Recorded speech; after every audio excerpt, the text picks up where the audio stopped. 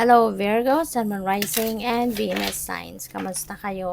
Sana po ay nasa mabuti kayong kalagayan. Welcome back po sa Star Tarot. At kung bago kayo rito, welcome din po kayo. Please subscribe, like, share my videos, and leave me a comment kung naka-resonate po kayo. Thank you. So, tignan natin kung ano mga messages ni Virgo. First message po ninyo, freedom. Wow. So, magiging malaya na kayo, no? Baka galing kayo sa relationship, galing kayo sa breakup, at ngayon you're free, you're single. Or, pwede rin naman na papunta pa lang kayo sa pagiging free. Baka makikipag-break pa lang si Virgo. Pwedeng ganun, no? So, good luck sa'yo. So, we also have True Gem. Wow. So, pwede, na parang marirealize ninyo rito, or baka mas gusto mo, mas enjoy mo, may enjoy mo yung sarili mo na mag-isa ka lang, na single ka. Parang ito yung gusto mo ng quality time siguro para sa sarili mo. Kasi baka hindi ka rin, baka dahil sa relationship, hindi mo na naaasikaso yung sarili mo. Kasi baka puro yung person mo ang priority mo. At ngayon, diba, mas ngayong single ka na, maaaring yung sarili mo na ngayon, no? Yun talagang papahalagahan mo. At maaari din na yun ang naging dahilan kung bakit kayo naghiwalay, or bakit ka nakipaghiwalay kung ikaw ang nakipaghiwalay, kasi gusto mo na yung sarili mo muna yung focus mo. Kasi maaaring yung parang na-detach ka sa sarili mo. Parang nawalan ka ng panahon, ng oras, no, sa inyong sarili, because nga yun priority mo, naging priority mo yung person mo. Possible din na maybe you are expecting, or baka isa ito sa magiging criteria ninyo kung sino man yung papasok, no, kung sino man yung dadating sa buhay mo na magiging karelasyon mo. Maaring isa ito sa magiging basehan, na alam mo yung meron siyang meron siyang pagpapahalaga, sa iyo. Makikita mo dapat sa kanya na ikaw ay pinapahalagahan, na ikaw ay talagang mahal niya, yung gano'n, yung parang ituturing kanyang isang gem, isang true gem, yung gano'n, isang mahalaga, isang precious gem, no? Maaaring yun na isa sa mga magiging criteria ninyo, no? Or pwede rin na, baka kayo, no, nagtatrabaho din kayo sa isang baka nagtatrabaho kayo sa jewelry store, baka kayo ay pwedeng kayo mismo yung nagka-craft, no, ng gemstone, pwedeng ganun. O baka yung person, no, na dadating sa buhay mo, baka isa siyang alahero, 'di ba? Gumagawa din ng alahas, something like that, no? So, tingnan natin kung ano pa yung mga messages para sa iyo.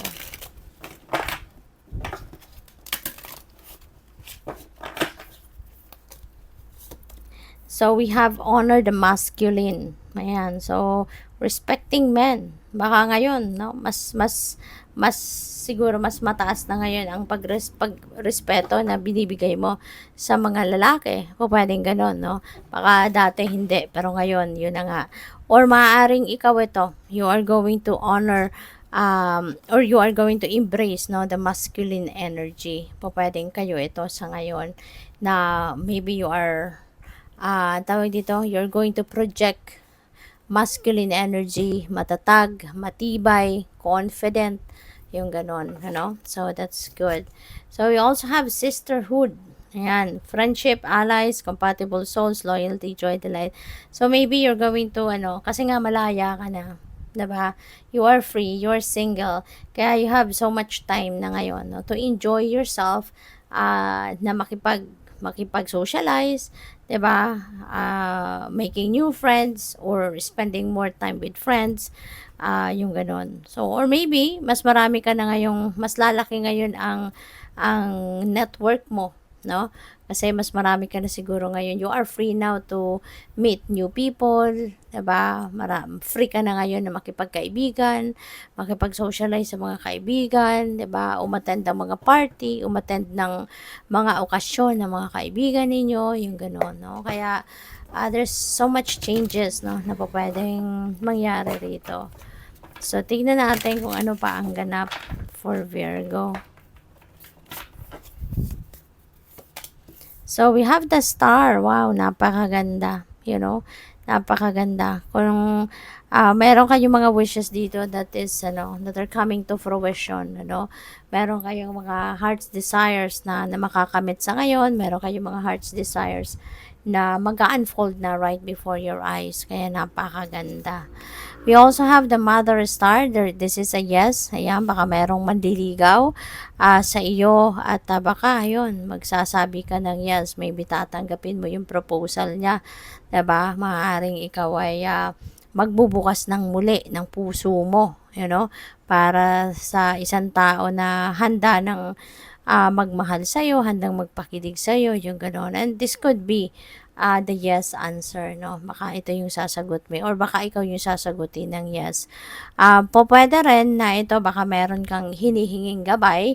Maybe you are praying for guidance then and from the divine at maaring ito yung sagot sa'yo. It could be a yes. This could be a go signal para sa'yo. Kung depende sa tinatanong mo sa divine, maaring go signal ito sa'yo, green light ito na sa'yo, na yes, go for it, yes, tama yung decision mo, yes, you are on the right path. So, depende sa tanong mo, but yeah, it is a yes for you. We have 8 of Wands. May mga good news na paparating. Meron ditong mga magagandang balitang dadating. Meron ditong mga magagandang opportunity. Baka yung opportunity na to is an opportunity to meet new people, to meet new friends, to meet yung potential na magiging jowa mo or magandang maging jowa mo, yung mga ganon, there is also travel energy rito, Virgo? So, pwedeng kayo ay magta-travel.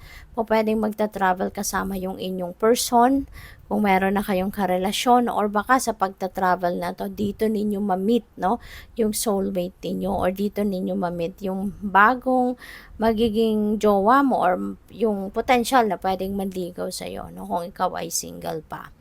So, what else? We have the Fool. Ayan, for some of you. Baka ito na yon, related ito dito sa yes card.